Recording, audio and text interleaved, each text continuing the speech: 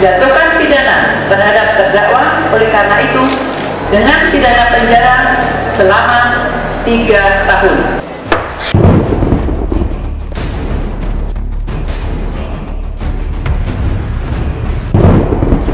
Setelah menjalani 14 kali persidangan, pedangdut Saipul Jamil akhirnya divonis 3 tahun penjara oleh majelis hakim saat sidang putusan kasus pencabulan yang menjerat dirinya di Pengadilan Jakarta Utara kemarin.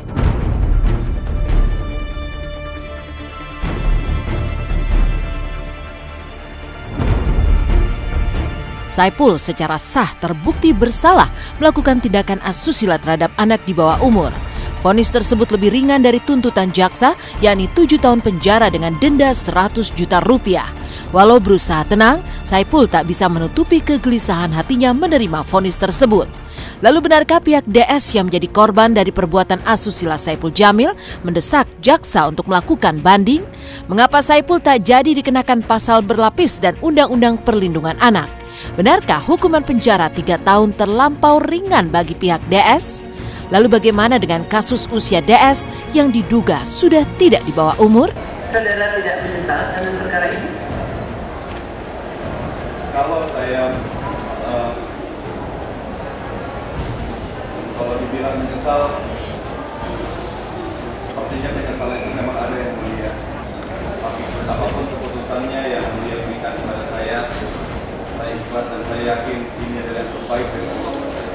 Kalau kita melihat fakta persidangan, kalau saya sih sebenarnya berkeyakinan Saipul itu bebas hari ini. Ya, karena kita lihat dari fakta-fakta persidangan, tapi ternyata kok fakta-fakta itu seperti banyak yang dikesampingkan.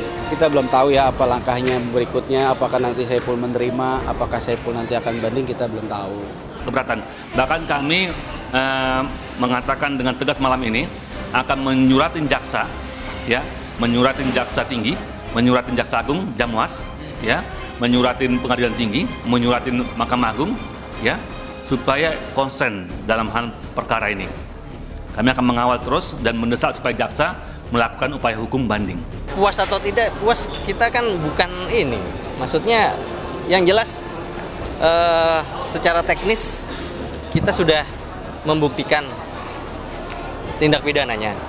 Mengenai hukuman itu nanti yang seperti kemarin-kemarin saya bilang, nanti kita akan mengkonsultasikan dengan pihak-pihak terkait. Kami selaku tim penasihat hukum berkeyakinan bahwa klien kami tidak dapat dikatakan bersalah dan harus dibebaskan dari segala tuntutan. Kami tetap menunggu untuk berpikir-pikir selama 7 hari. Saipul yang ditangkap pada tanggal 19 Februari silam usai laporan yang dibuat DS di Polsek Kelapa Gading, Jakarta Utara karena dianggap telah melakukan perbuatan tidak senonoh pada DS yang berujung pada penjemputan Ipul oleh polisi di rumahnya dan langsung ditetapkan sebagai tersangka. Kini keinginan Ipul untuk bisa menghirup udara bebas pun kandas. Harapannya untuk bisa berlebaran bersama keluarga pun pupus sudah. Sang mertua atau ibunda dari almarhumah Virginia pun hanya bisa meratap karena harus berlebaran untuk kali pertamanya tanpa Saipul Jamil di sisinya. Lantas apa komentar para artis sahabat Saipul Jamil? Lebaran kedua aja. Request makanan apa, Bang? Pertama apa? Request makanan apa? Kalau mama biasanya aku request gitu, recek. Karena mama kan orang Solo, bikin receknya enak.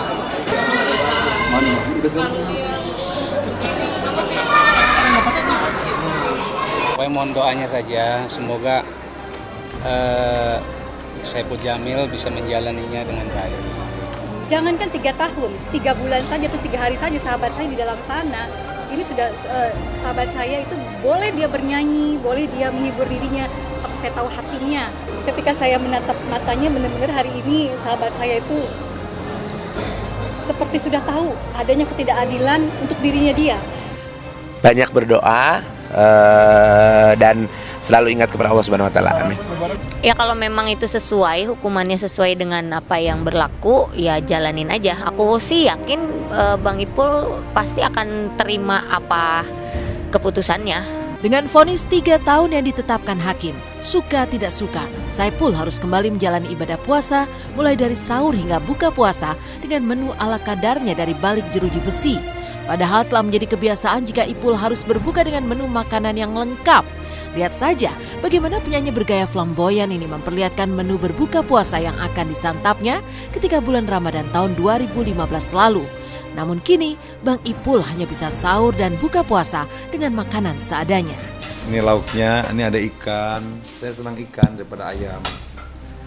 Terus ini nasi merah, ini gorengan, ini kurma. Berbukalah dengan ya yang manis. Ini pahalanya banyak nih. Ini kurma Rasul, namanya kurma Azwa. Subhanallah. Saya udah stok kurma Azwa banyak sekali di kulkas.